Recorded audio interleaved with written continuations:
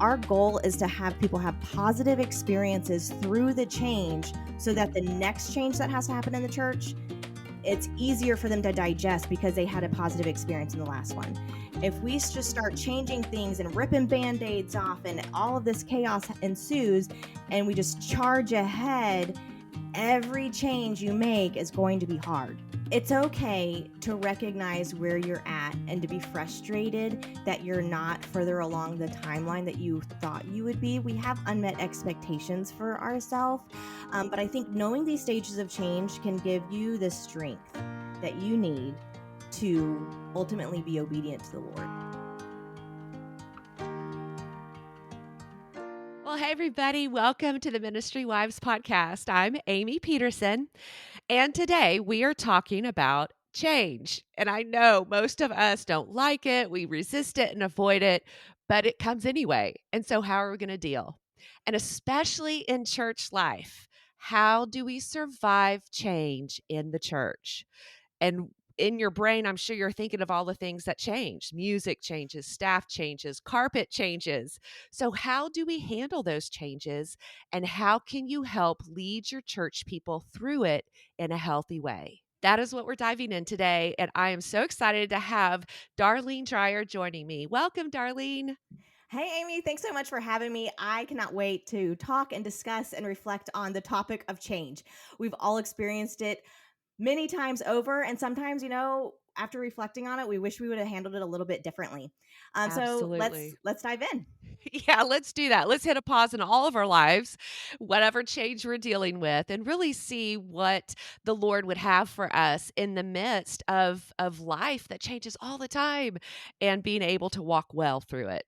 So let's just introduce us to yourself. And you are a ministry wife, but tell us about your family. Yeah. So actually, you might not know this. I am third generation pastor wife. So my Wow. grandfather was a pastor, a father was a pastor, and then I married a pastor. So we don't breed pastors; we breed women that marry them. Um, so I'm curious to know, as you look at that, do you think that that helped you and set you up well for being a ministry wife yourself, or or did it not?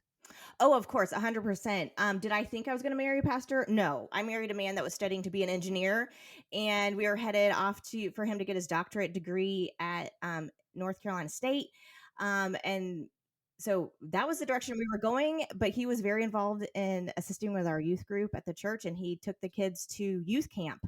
Called me at 1 o'clock in the morning and was like, "You know what? I've been called in the ministry." And I was like, "I've just been waiting." But you knew that you were going to marry him. Yes. And I think some of us who have married men who God's got a hold of their heart, and it's kind of a different pathway than we thought initially, but you knew what you were getting into when you said yes. So take us from there, what your family looks like. We've done church planting with NAMB, and that took us to Iowa and Northeast Florida. We've done seminary at New Orleans. We've done seminary at Southeastern. We've done seminary at Midwestern. So we've got 3 more to go. If we want to hit all big 6. Um, and so we've done a lot of education and we've done a lot of church planting. We've also done associational work where we were training church planters and we were working with internationals in their heart language and trying to get churches started in their heart language. So we did that for a season. And then we felt like the Lord was calling us to go from being a coach to back boots on the ground, to being a player. And so that's when we took the church in Key West, Florida. And so we've been in Key West for the last 6.5 years. We literally, within the last 4 weeks, transitioned to Central Florida for another coaching position, which is an AMS, which for those of you that are old school, it was the old DOM, the Director of Missions. Now we are associational missional strategists.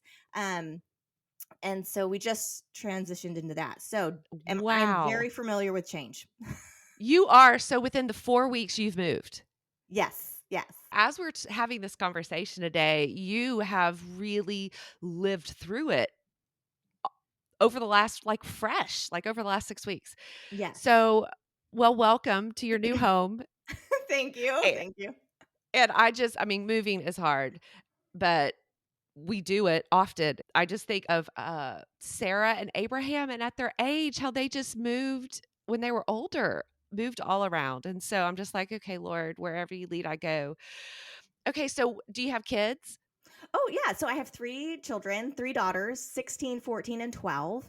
And they are absolutely fantastic. They are a joy of my life. They're really good kids. They're talented. They love the Lord. They love to serve alongside us. I like to say we raised them as missionary kids, just hands open, and ready for any adventure that the Lord leads. We play a fun family game of if the Lord called you anywhere, where would you wish he would call you? We play that often just to keep the heart open to like, hey, he could change our world tomorrow. That would really open up the conversation to don't get your hands too strong on where you're at. Or like your own plan, no matter what it is, That is so like good. so be flexible, be open-handed with your commitments in life to make sure that you're ready to be obedient more than anything else. And that question is what? What is it that you ask? We say if the Lord were to call you anywhere in the world, where would you want it to be? So when they were little, one of them used to always say Disney World. So we've matured now. And you're 45 minutes from it now. Yeah. Oh my gosh, I didn't even put that together. Yes. So sometimes the Lord will answer those prayers or those desires for sure. That's so funny. Thanks for That connecting those dots for me. you bet. That is hilarious. You can tell her, "Well, look what God did."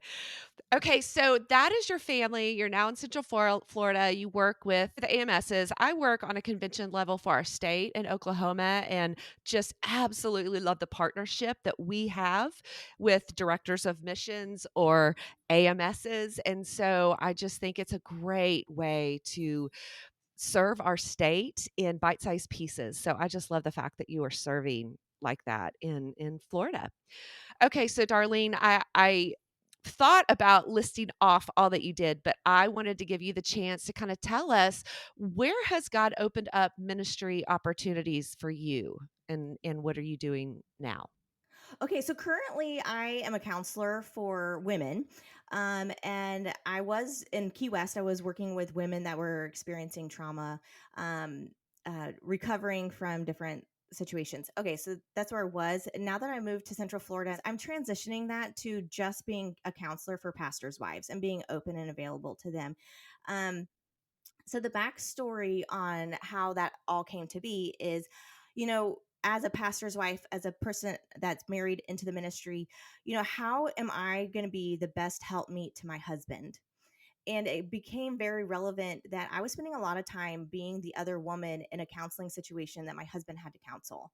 And the time that we spent in counseling, I was like, I could take this off his plate. So that was one indicator of like, I started to think like I could go back to school and become a counselor for women. And when I surveyed all of our pastors' wives, it came out that they felt ill equipped to do the job that the Lord had called them to do. And they didn't even know what that job was. And when we started digging a little deeper, they were like, when so and so stops me in the bathroom, I have no idea what to say. Or I have met with this woman 10 times and we keep talking about the same thing. I'm like, so I was like, oh, okay, okay. So really, it's another counseling issue. They feel ill equipped to counsel women. And really, you don't need a doctorate to talk to somebody in the bathroom, but just being educated to discipleship and just being able and equipped to be like, oh, okay, you know what? I've helped you as much as I can. Now is probably a time to seek professional help so that you can refer out and having that skill to refer Yes. out. Yes. Um, And the so resource of know who to refer them to. and that is golden because we don't want to refer people out to get contrary help to what your husband is preaching on Sunday mornings. So we want to have all of that being aligned. So it's like, okay, I now I see what the pastors' wives are struggling with, and I see in my own personal life where I could be a better helpmeet to my husband. And so that started my quest of seeking to go back to school. So I went to Midwestern Baptist Theological Seminary and I did their integrated counseling. And then I finished up with a doctorate at Liberty. Um, Wait. That's a bit you started there and then dot, dot, dot. You oh, finished up with a doctorate from Liberty. That's amazing. A doctorate in what? Christian counseling. Wow. So you are Dr. Darlene. Yeah, I guess I am. Yes. I think like you're That one of 3 people that have ever called me that, but yes. That is awesome. I'm telling you, I am such a huge champion and cheerleader of Christian counseling, particularly for ministry wives. And really, one of my initiatives here in Oklahoma has been to normalize counseling for ministry wives because for me in the various seasons of my life, God has used it in significant ways as the tool to Mhm. pull me out of pits. And I just it's been really fun over the last 5 years that I've been serving in Oklahoma to see the light bulb ignite when Yeah. they have connected with a Christian counselor that hears them and yet encourages them and gives them Tools. Yeah. tools to move forward. All right, so change. You obviously personally are dealing with change. Let's talk about it. You have written an article that I noticed on the NAMB website called Pastors' Wives Identifying Stages of Change. And so you have been able to break down change into 5 different stages, and that's where we're going to lean in today. And so I'm curious, would you mind just taking us through what are the different stages of change? I would love to. And I wanted to point out, like, I have a very long title for everything that I write. And so that was the NAMB shortened version. Like, the more appropriate title to Yes, tell describe what we're us. going to talk about is Finding Compassion for the Mm. Congregation that is Going Through Change. So Oh, the that's whole good. idea is about finding compassion for these people, because the other side of it is just being frustrated and growing in bitterness. So if we can Ooh. start looking at this with the perspective of finding compassion, that is our goal, finding compassion for the congregation as they go through change. All of us need more compassion. Yes, yes. We have to remember that we need to be doing all of that we're doing in love. That's one of the things that I start a lot of my conferences in is saying, listen, ladies, we have the best job in the world. And that is simply to love the people that God has put in front of us. That's it. Sometimes we make it way too complicated because we are human. Um, all right, so there's 5 stages, right? So there's pre-contemplative, that's like the person that's like, there doesn't need to be any change. Like they're just totally unaware that any change needs to happen. Um, they could be saying things like, why does there need to be change at all? This is fine just the way it is. If it's not broke, don't fix it. Uh, so they don't see the train coming at the end. Like they're just, let's just keep on trucking. So that's the pre-contemplative. They don't have any inclination that change is needed. Then you have contemplative, which they're like, well, we could change, but we really don't have to change. And maybe like later in like 5 years, we could change. Then they move on to preparation. So now they finally realize, like, okay, change needs to happen. So let's prepare for it. And so this is where they get very calculated and they start like numbering the loss. They might start saying, like, okay, we spent $50,000 on handbells. We cannot not use them because of the investment. So you start seeing some things start clicking in them. And so they're preparing. But we would look at it and be like, wow, that is so negative. How can they even bring up that $50,000 was like a long time ago, and the people that played them aren't even around, and they're just taking up space in a closet, and we are looking at them as they're coming at us very negatively. But if we recognize that really they're just processing and they're in the preparation stage, we can recognize, okay, they've made it from contemplative to preparation, and so then we can find a little bit of more joy. Oh, um that's so good. And that's how these stages, and I know you're not quite done yet, that will help us put right. it in the context of their processing, they're moving through the stages as we're dealing with compassion with our church people. That's so good. Okay, keep going. Okay, so once they go through preparation, then we see action. And sometimes you see the action, and I actually in the article I have like different names for each one of these stages. And so action Alice comes to play here, and she is the one that's like, "Oh, you need the library purged? Okay, where's the dumpster? Let's get the dumpster, let's roll it out." And they're like ready. They're wanting to see change happen really fast. And so sometimes you have to like slow them down once they get to that point, because you still have people contemplating and you still have people prepping, and we kind of have to, there's a balance of letting people go through all of their stages at the same time to get to the end goal of not using hymnals or changing out the flowers at the pulpit, or some of those things that are not spiritual, but we still have to walk through them at the church. And when you have 50 to 3,000 people that are trying to go through this, we have to kind of allow people to go at their own pace, yet at a pace that gets goals accomplished. Okay, so the last one is maintenance, and we call her Maintenance Maddie. And she's the one that's like, okay, so we purged the library. Now we need a system in place so that random books don't get put in there. And we're going to have checkout books, and they're going to have to return them in 2 weeks. And so sometimes Maintenance Maddie gets like super organized and micro focused, but she's really an asset to the church. But at the end, everybody becomes that Maintenance Maddie. That's Yeah. the goal. That's where you want everyone to be. Okay, so you gave us some examples, and in my mind, I'm going, all right, so what does this look like? What is a typical, simple illustration of a change point in a church?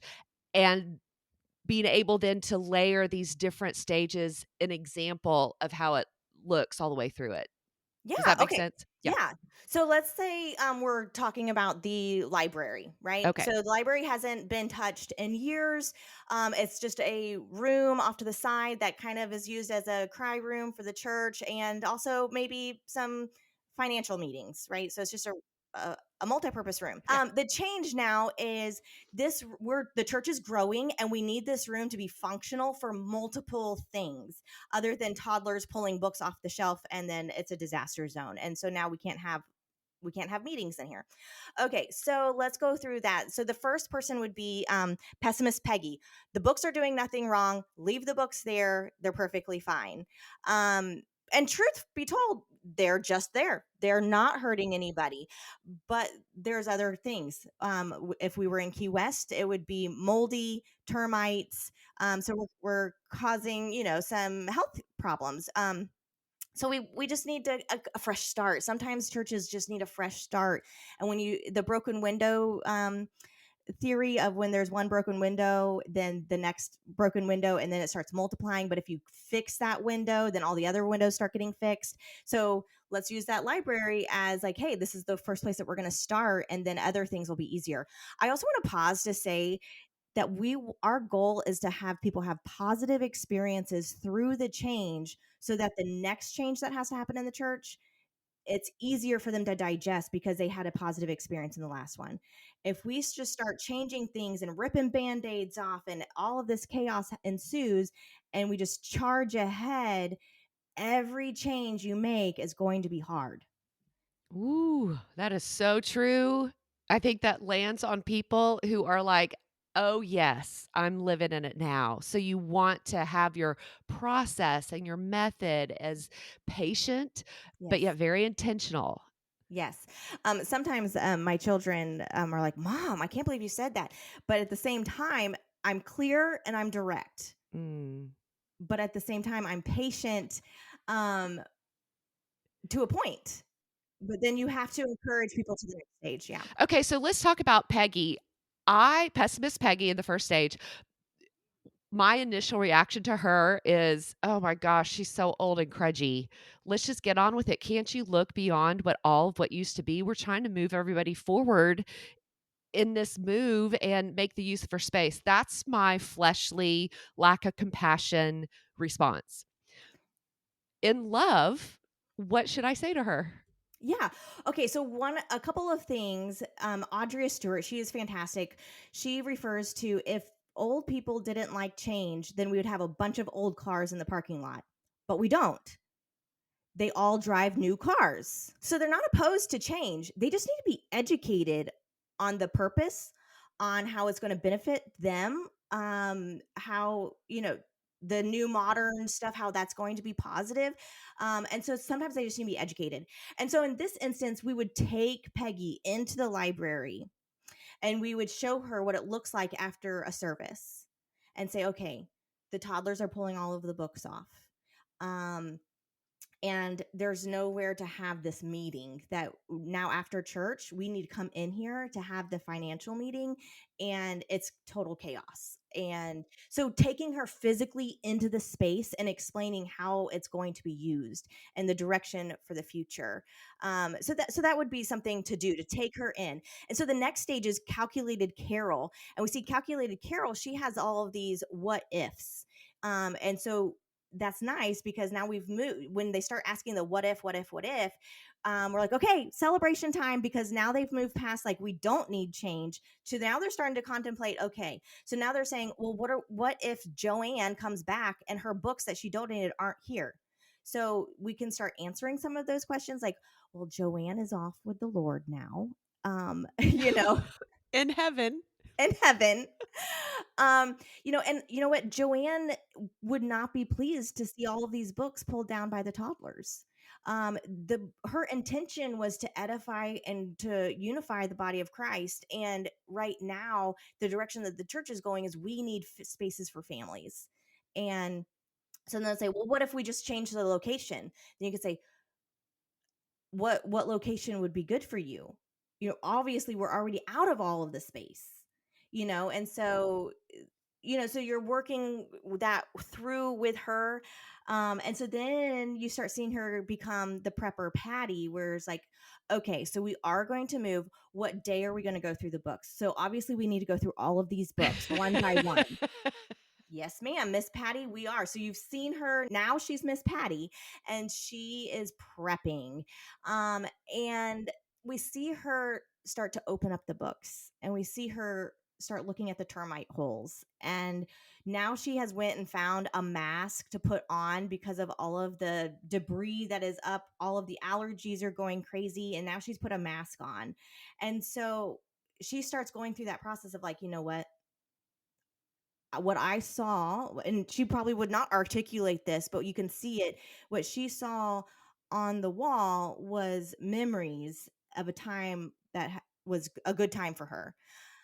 And now she's opening it and she has to go through the realization of like those times have passed and the memory is crumbling. That can be really sad Yes. for that's a underlying grief of loss of what used to be that comes into this, and for those even within their home that have a hard time letting go of things Mhm. that are real material because the memories that are attached to them, and to have 100%. that grace for your Yeah. church people, that's really And good. And you've hit the nail on the head with the word grief.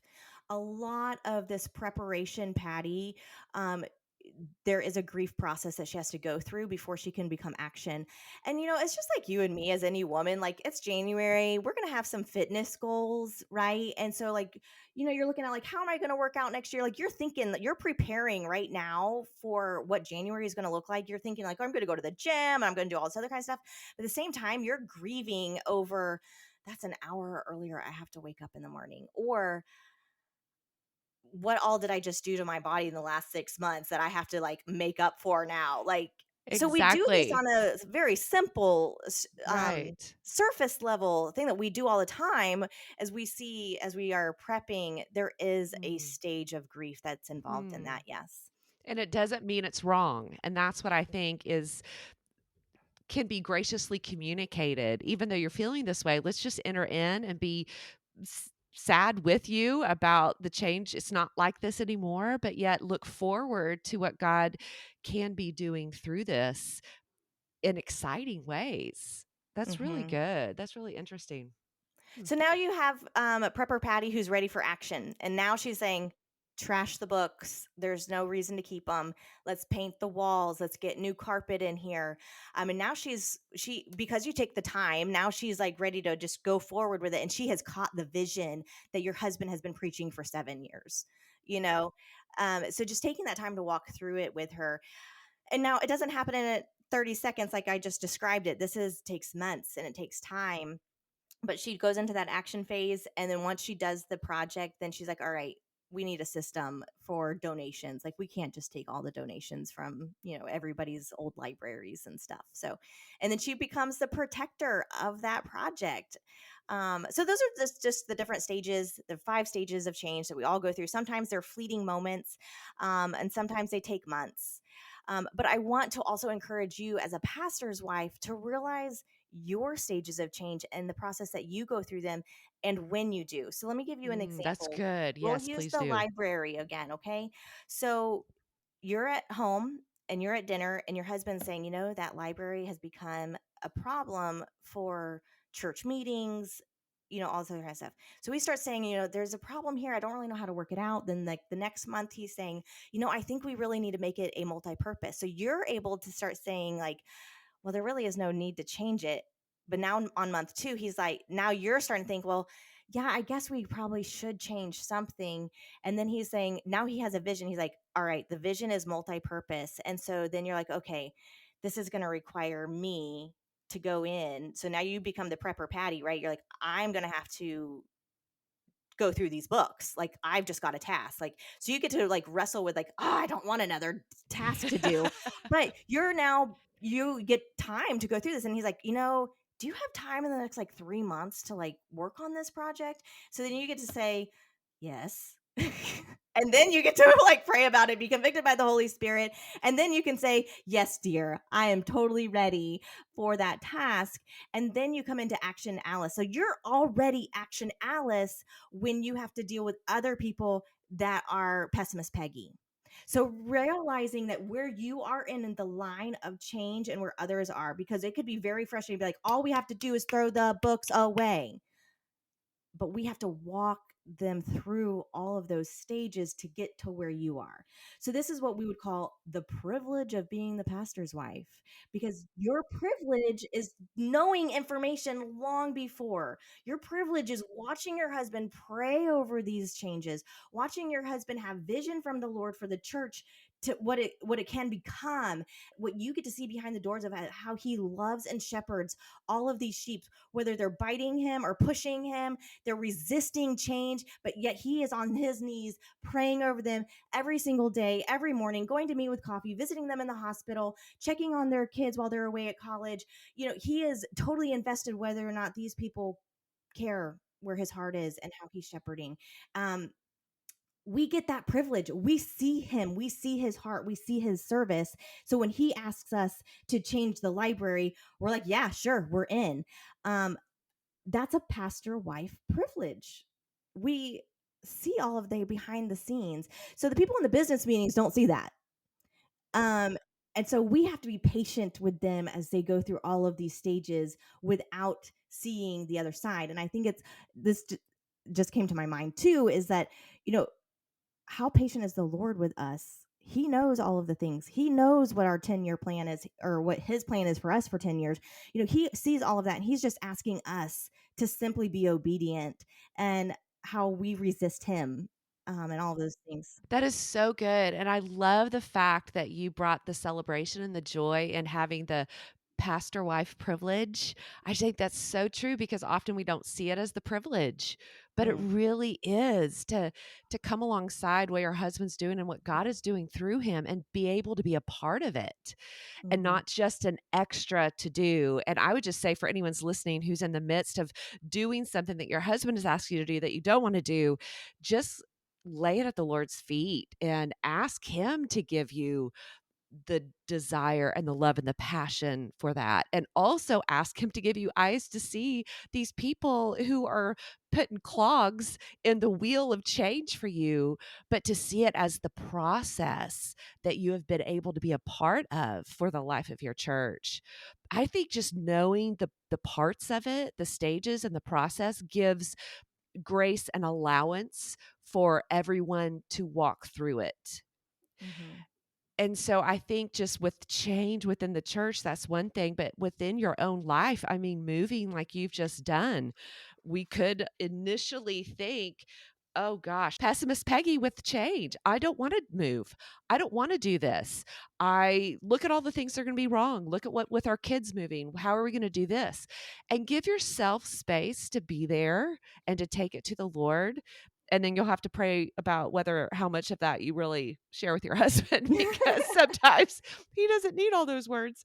But then you move to be a calculated Carol and being able to then think through it, the pros and the cons and all those things, and not just with a pessimistic attitude. Okay. And then the prepper Patty, who then begins thinking of moving and boxes and timelines and where are we going to live when we move to our new place.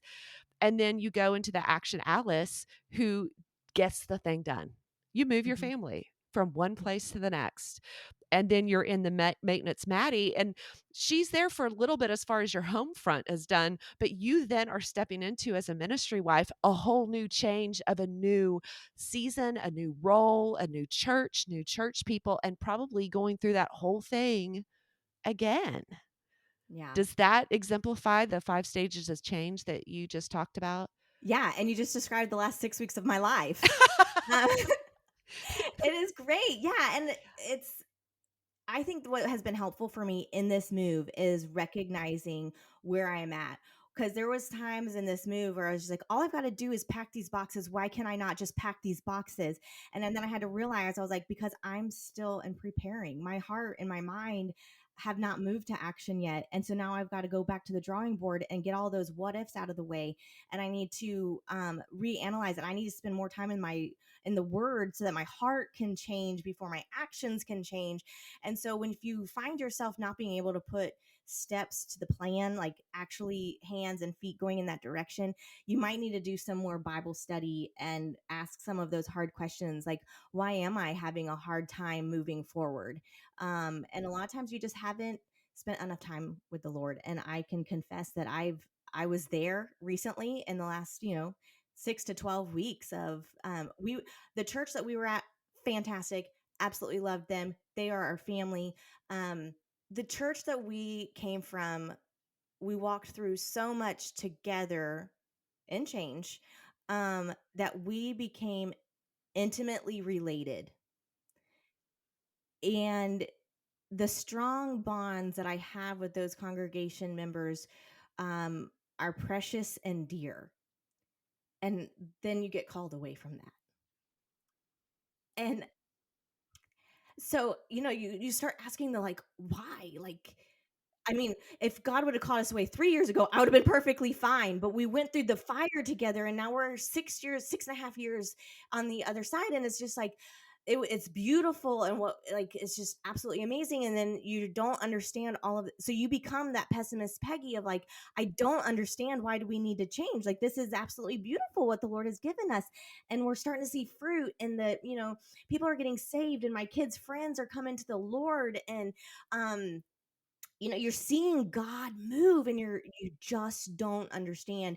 And so if you find yourself in that spot, it's okay to not pack those boxes today, to go through that stage. And I had to coach myself through that. It's okay to recognize where you're at and to be frustrated that you're not further along the timeline that you thought you would be. We have unmet expectations for ourselves. But I think knowing these stages of change can give you the strength that you need to ultimately be obedient to the Lord. But when we see our congregation go through the change too, and it's like, how do we minister to that pessimist Peggy, and how do we, you know, walk alongside the prepper Patty? Like, how do we put hands to this? And we come back to that love. In Revelation, when John, through the Holy Spirit, through God breathing the scripture out for him, he talks about the church of Ephesus, and he first commends them. He's like, "You're doing such a good job. You've purged the church. You're doing great." And then he says, "But you have forgotten your first love." And so he starts reprimanding them. So if we are making the church pretty and we are making the church holy, but we forget to love those that the Lord has put before us, then what does Revelation say? He says he will take the church from us. Um, and we don't want that to happen. So as we see ourselves getting frustrated and losing our compassion for our members, remember the consequence to lashing out and the consequence to growing bitter. And we don't want that. So what do we do? How can we show love? So maybe, just maybe, you can talk to them. One, you see maintenance Maddie setting new standards in how they find themselves. Um, Maybe you can acknowledge that what they're doing is good. And maybe for pessimist Peggy, you can say, you know what? Thank you for being so stable. These last 3 years, you have been my rock, and I can always count on your stability. And don't say anything about change. Just recognize that their stability is needed. Oh, that's And so good. Being able to be grateful for that and to speak that over them. yeah. Oh, Then I you love have that. Okay. Calculated Carol, right? She has Mhm. been watching over that church like a hawk. And she has been making sure that those doors are open every time. Um, and you can just acknowledge to her that her dedication to that church and keeping the lights on for the last 64 years, and just recognizing her dedication and just being verbal and reaffirming that her dedication is needed, and that she sets an example for the rest of the church. Then you might ask Prepper Patty out for coffee and just say, you know what, you have a lot of really good questions, and I might not have the answers, but I think you and I have a lot in common, and I'd love to just go grab coffee with you. And she might be a completely different person than you at a different stage of life than you, but as a pastor's wife, you have power with your presence, and just to spend time with her, that she might feel just overlooked and not valued, and by you just taking 2 hours out of your day to go grab coffee with her might mean the world. I think for Action Alice, you can simply say, "Girl, I'm with you and I'm ready for you, but the Lord has not pressed go yet." And in the meantime, there's another area over here where there is a go button, and let's work on this until the library is ready. So just I just really think over communicating, that you are for them, that you're not against them, recognizing their gifts and their skills, patting them on the back, and don't forget physical contact. So a lot of times, and I hate to stereotype, but a lot of times these are the elderly women in our church who have been in the church for 90 years. They've raised their kids there, they've raised their grandkids there, they have roots deeper than you could even know. They lack physical contact, physical touch, and just making sure that you are walking up and you are hugging them, that when you sit next to them, put your hand on their hand. Make sure that that physical contact that goes a really, really long way. And so those are some things that we can do for the people that we find very frustrating in the seasons of change. I think those are great action items to lead with gratitude and appreciation, to acknowledge their giftedness and their skill set, even though it could be clouded with some things that you find very irritating, but to call out the positive parts of that and physical touch. But I agree. I think over communication is a huge piece in the whole change process because I think we short sell all that we have communicated because we've done it inside our own heads and maybe it hasn't all come out. Our hearts are there, but like you said with the husband and wife scenario, we've walked through it before we've even pitched it to the church family. And so that is a great framework and reframing and perspective to have when you are in the middle or see change coming that you want to implement within your church family. Darlene, so good. Do you have any resource where women can go back and read this maybe to really kind of stew on it? Do you have a book or a blog post or I something wish I about it? had a book. So the blogs are all posted on replantwife.com. There's a tab for blogs. And so there's like 3 different blogs on replantwife.com. Perfect. Because for those, I mean, I know I have to kind of process visually through things, and I think you've given us such great tools for when we are walking through change. I do, before we leave, want to throw back a little bit. You said, "What do you say to the woman who's walking in the when you're in the bathroom?" Oh, Could you uh-huh. tell us what to say then? Because I know so many of us are in the bathroom where we get cornered by the church person and she's asking us a question about something. What can Yeah. we say to her? Okay, so first, it depends on your relationship with her. So the goal is to exit and be able to get back to service, wherever your responsibilities are, but to give her hope. So your goal in that moment is to give her hope, and then you're going to follow up with her later. So in that moment, she's like, "Darlene, I stopped my time. I just don't know how I'm going to go in life," and it's like that is deep, and I am so sorry that that has happened to you. Can I pray with you right now? And then let's grab coffee this week. That's all you have to say. And then you just say a prayer, a heartfelt, honest prayer. And then just squeeze her hand and say, I am praying for you. Text me and let's go get coffee. Leave it in their court to text you, and reiterate, listen, this is Sunday morning. This is crazy life for me. Please, please, please send me a text and let's go get coffee. That is so good. I love that. Okay, so then one other bathroom situation. What about the church member who comes up and says, "I'm so glad I caught you. I need to tell you about the carpet change and I'm just not happy about it." Oh, this is good. Okay. So the art of deflecting. And this is where it's very important for the pastor's wife to know enough of who's in charge of what. And so the art is like, you know what? That is a great conversation. And actually, we've had a lot of people asking us about the carpet color, and the decorating committee has an open hand and are ready and willing to talk to anybody that has any questions and concerns. Talk to da da da. And then you can finish. Yeah. And then you just finish it up with, does that help? Okay, good. I love it.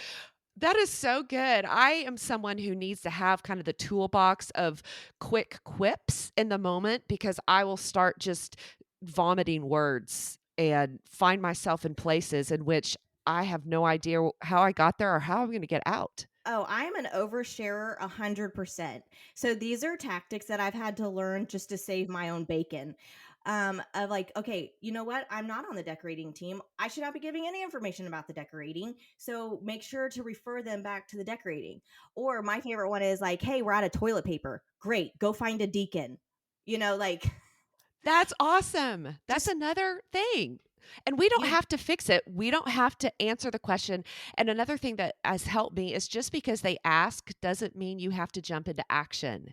You can right. deflect it to somebody else. And I think that that is a skill set that can play in so many different scenarios.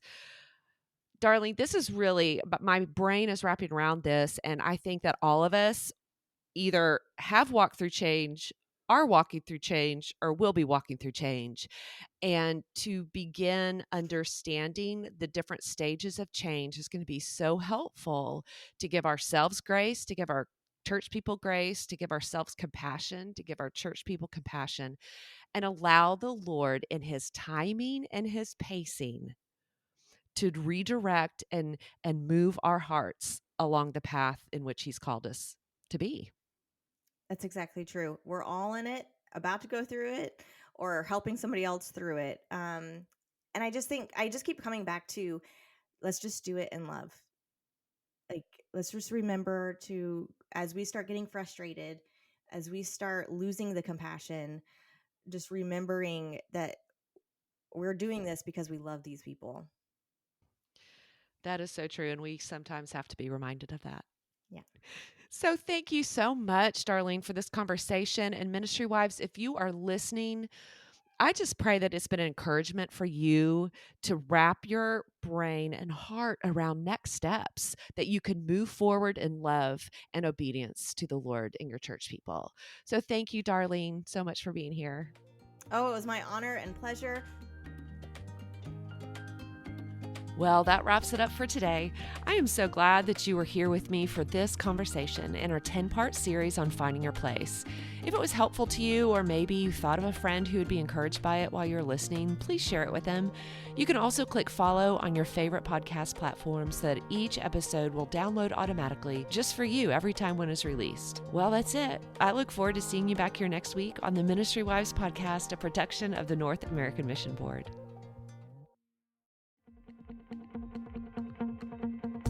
Learn how to leverage your job, skill, and passion where you live, work, and play for the glory of God.